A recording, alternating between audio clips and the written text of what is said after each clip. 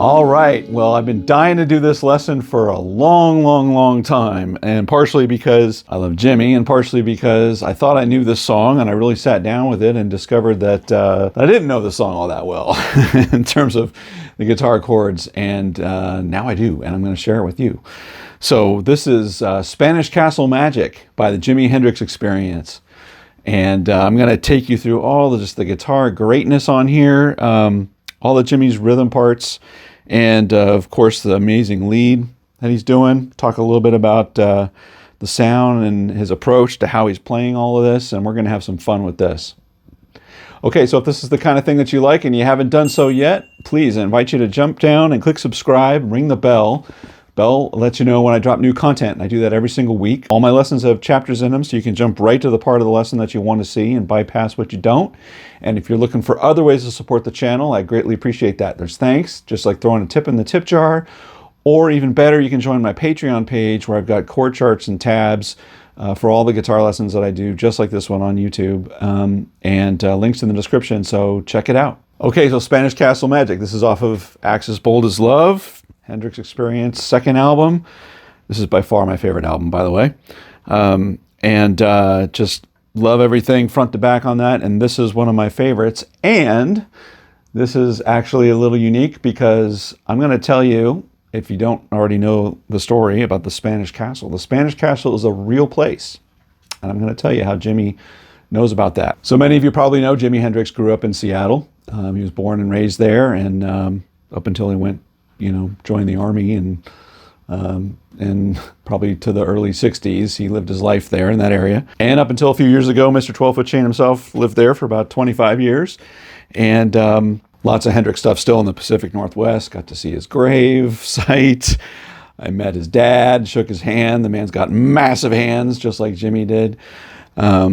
Anyway, so the Spanish Castle itself. So obviously the words in the song is meant to be like a lot of Jimmy songs. It's, about this, it's all in your mind, and it's a mental construct, and there's lots of imagery in it, and all of that. But in the Seattle area, there's a very famous club. It was like a ballroom, and it was called the Spanish Castle. And if you sort of zoom in on the globe to that upper Pacific Northwest quadrant and the lower 48, and you zoom in, it's right sort of in the middle between Seattle and Tacoma.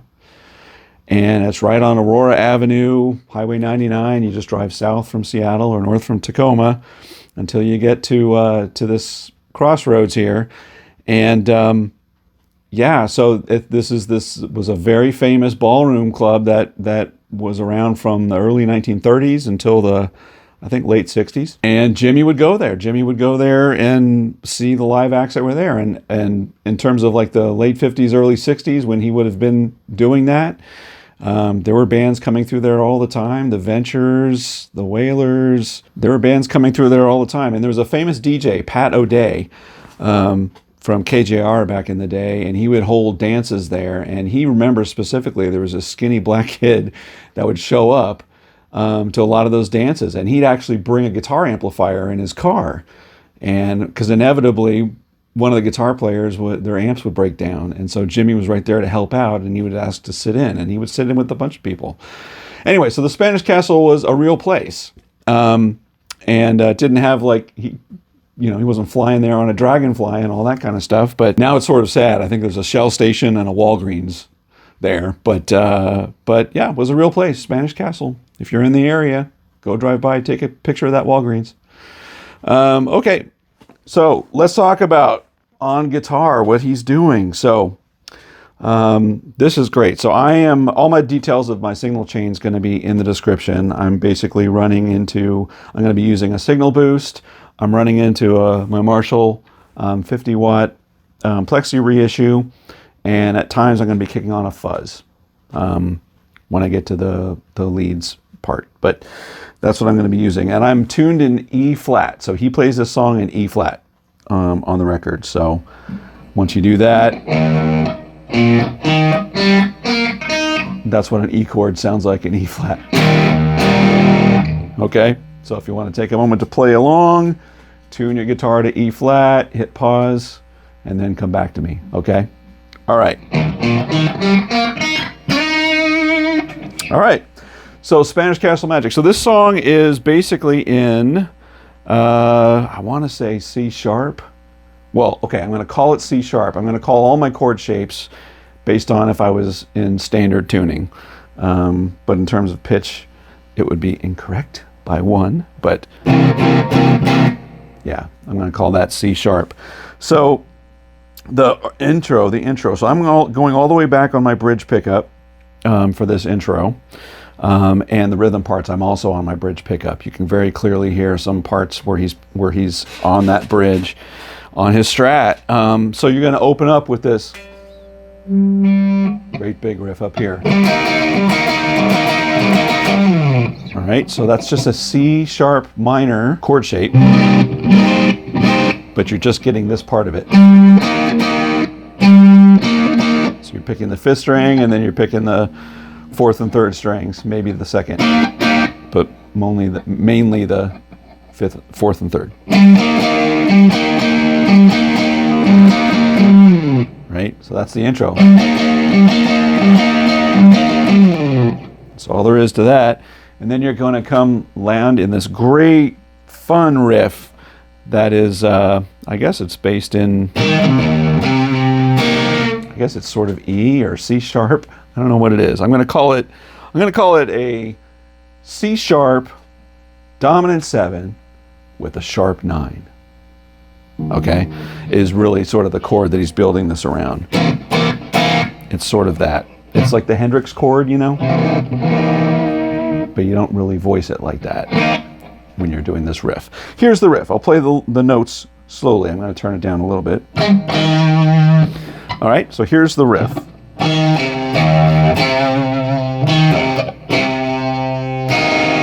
Okay, and you get that upstroke on your E and the B string. There's a couple different ways you can approach that. You know, you can just play those, you can just play them all as single notes, and then you're making sure you're only hitting the E and the B strings on an upstroke. But that's always dangerous for me because I'm going to hit that G string, which is a note you don't want.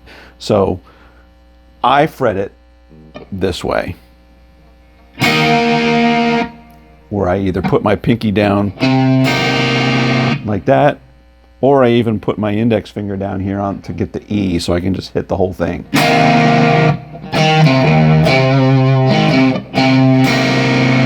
Like that. On the record, there's another instrument that's coming in. I think it's a guitar that's doing a secondary, but there's also a piano that hits it, and I can't really tell if that major note is in there. Sometimes I feel like it is, but other times I don't. So what I do is this.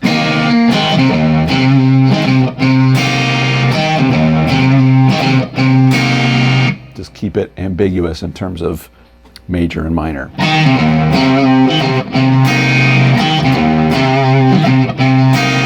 And he wasn't super precious with it, by the way. He was sometimes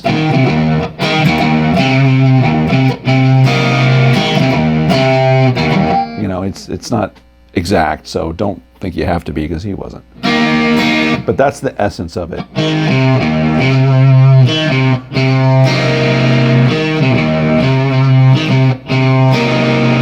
All right, then you go into your chords, and your chords are very basic chords. Listening closely, I discovered that that first chord that he plays, I'm going to call it a B. Remember, we're in E flat tuning, but positioned as if it's a B. So it's a B chord with an F sharp. You make sure you grab the F sharp and you hit that. So you're on these chords, you're just going to hit the sort of 6, 5. It's like power chords, 6, 5, 4, maybe the 3rd string, but you're not playing all the way across, right? And we're going to go chromatically down to a B flat straight up bar chord. Again, I'm only hitting 6, 5, and 4. A flat, or G sharp, whatever. And then we're going to come back to this. So that's just your your C sharp 7. I'm going to leave those. I'm going to leave those B and E open, but he also plays his thumb over on that 4th fret on the low E string. Right? So all together.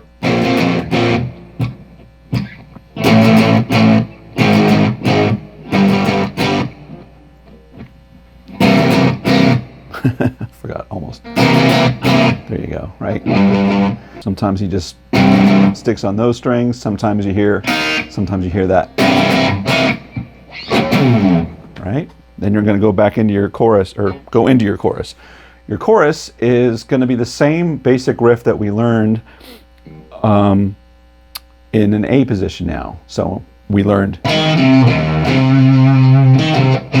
in the E position. You're just going to slide everything over one string that way.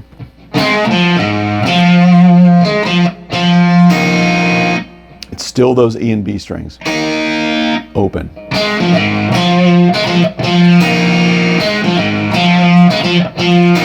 Back to E.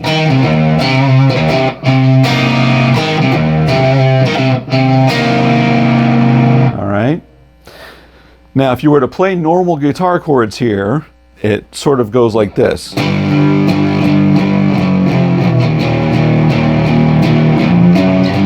Right? But he doesn't play that. The bass is sort of doing something like that.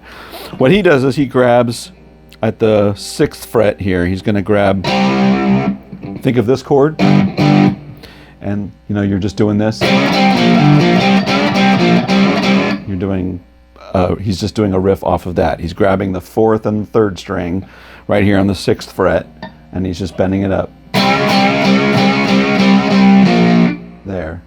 And then he comes all the way up here to, think about that position, that C minor position, and he's playing this on the 3rd and the 2nd string now. That one, right? So.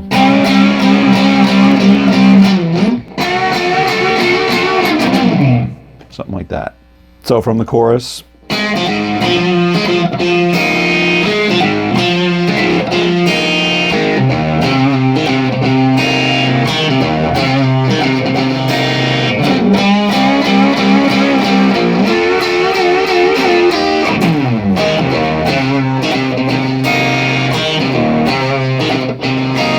All right, and then we're into our second verse. Now, I was doing those the same every time. He ends up mixing more, you know, more loosely. You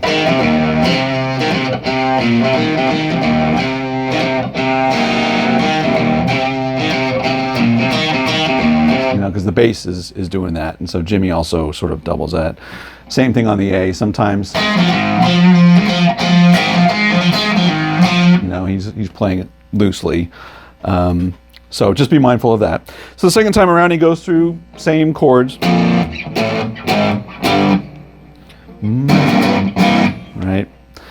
And before he launches into the chorus, the next chorus, he does this great little sort of run that's a little variation, right? So let's come back off of that.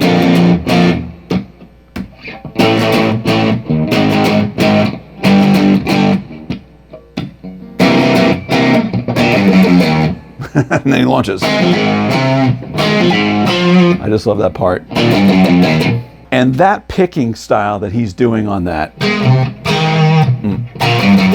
that one, dun dun dun dun dun, it's just strong downstroke on every single one. And he actually utilizes that technique throughout a lot of the song. You'll notice when we get to the lead, he's doing that a lot. No, no, no, no, no, no. He's just hitting it, da da da da da, just for effect. You know, it's not a smooth up down, like, you know, many of us will do alternate picking. A lot of this is just da da da da da down. It's just awesome. Just totally different emphasis on the notes. Now going into the second chorus, going into the guitar solo, he does something different when he gets to the end of the chorus part, right? So last time we did this.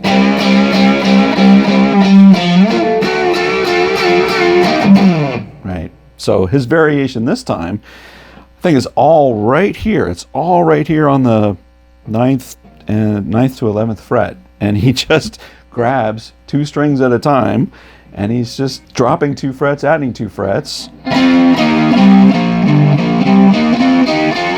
You know, many of you have probably just done that, messing around, right? Well, he does that. He just starts here.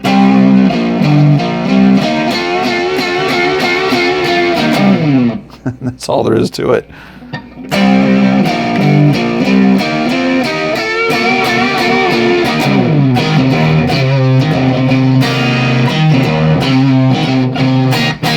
Right, so that takes us into the guitar solo now. So the guitar solo is all played in this sort of C sharp minor position, largely pentatonic rock based. In terms of tone, I feel like there's a change in tone, and what he usually does is he kicks on his fuzz face, and I feel like he's on his middle pickup position. At least for me, it sounds most like that, and I have my tone rolled about halfway back too. But I'm going to kick on the fuzz. It just sort of rounds out a lot of the sharp edges when you get here on the more treble strings. I divide the solo into sort of three parts. The first part can be played in 2 different positions, and I can't really tell which one he's using, so I'm going to actually show you both, and then we'll move on to the rest of it. And the rest of it's all right up here in the pentatonic box, and then the position up. We're going to go up there. Okay, so that just want to let you know where we're going. All right, so let me just play through that solo, and I'm going to do it. The first way I'm going to do it, I'm going to use this position down here where I ended up with my chords, which is one way to do it. Okay, so here we go.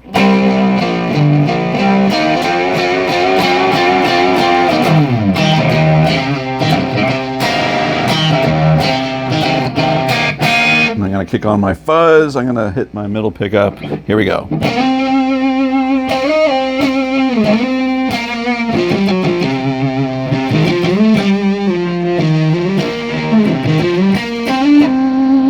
That's the first part, okay? So that's useful to play in that position because you're right down here, right? After your...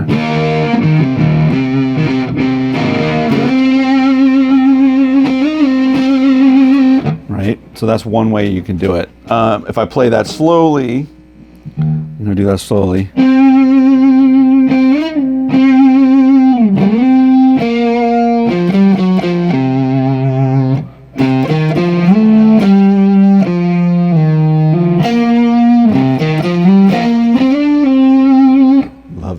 So fun. So the other way you can play that is right up here in your pentatonic position up here. Minor pentatonic position up here, right?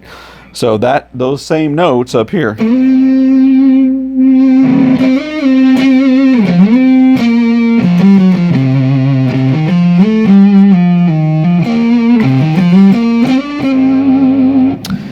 And there's an argument to be made that that's where he played it, because the next phrase that he goes into is right here, and he goes into it immediately. He goes right into that sort of rock. Right? And so you're sort of right here already.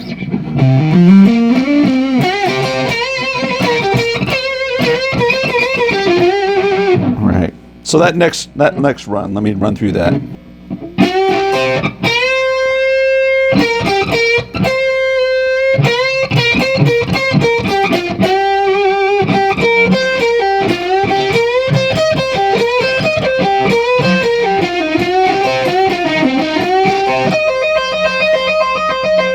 Then we're going to go to our third part after that. So that's all right here in your minor pentatonic position, right? He comes out of... Whoops.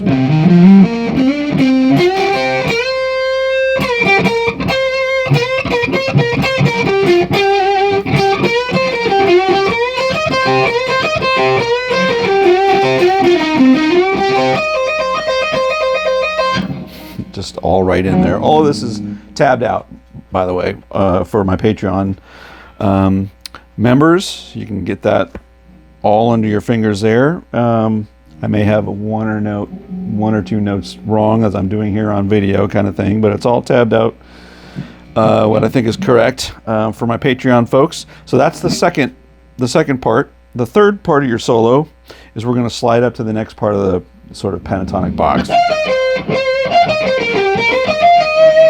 And we're going to play around in there, right?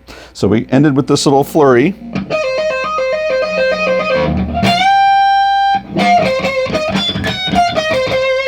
Oh, I love that.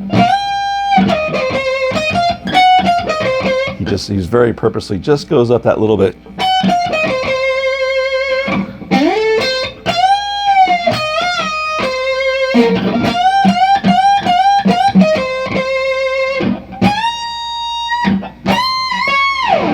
Yeah.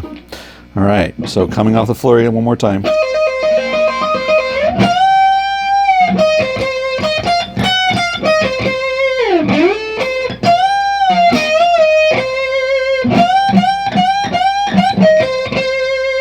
All of that is milking every, it's like just, he found one little spot he wanted to play in, and he's just milking everything he can out of that little thing. He just did all these variations.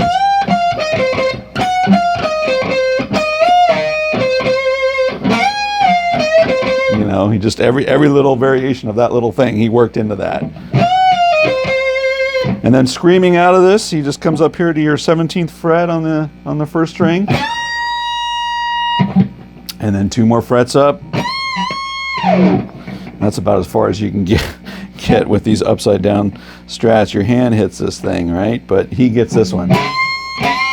He gets another string with it. All right, so part 1 again. I'll try it up on this position.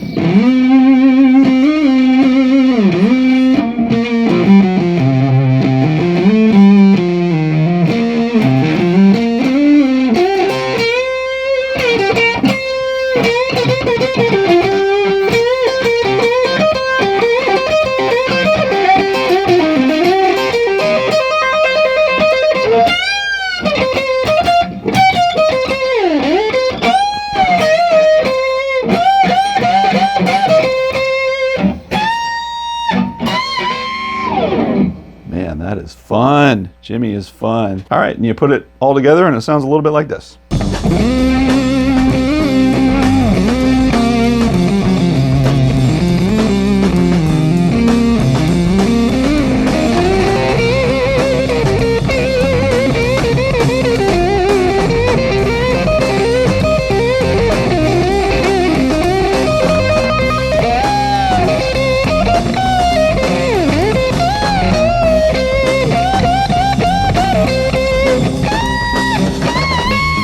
All right, so now he's all loosened up in the song. We've got one more sort of chorus that you come out of the solo and you go right into the chorus part again, and he's gonna have some more fun with it though.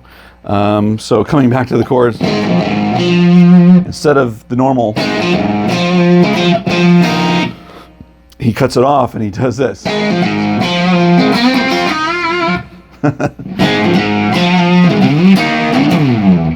And he's going to be doing a lot more of that.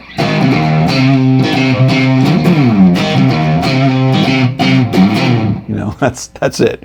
So there's no more just straight playing the riff anymore after that solo and going crazy, getting to the outro of the song. It's all more fun now. A lot more of those. And speaking of having fun with it, when it gets to the G sharp part, right? You know, the parts where we were learning this, or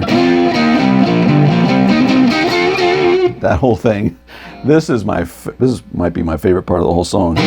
He does this great.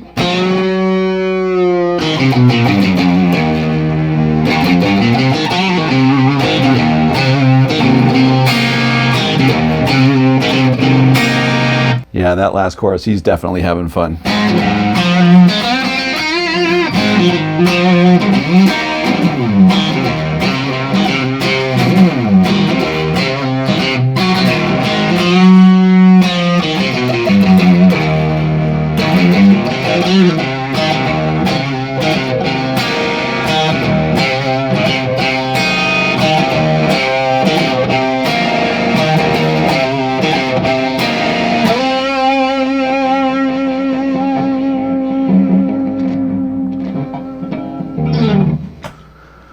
All right, my friends. Well, that was Spanish Castle Magic by the Jimi Hendrix Experience. And I hope you learned something new today. So if this is the kind of thing that you like and you haven't done so yet, subscribe. Come on, man. It helps me out. I'm so close to 100,000. I want that plaque. Come on, help me. Ring the bell. Don't forget to ring the bell. That lets you know when I drop new content. I'll do that every single week. Let me know what you thought about this in the comments. And if there's another song you want me to do, a lesson similar, let me know what that is too. But until next week, take care, everybody.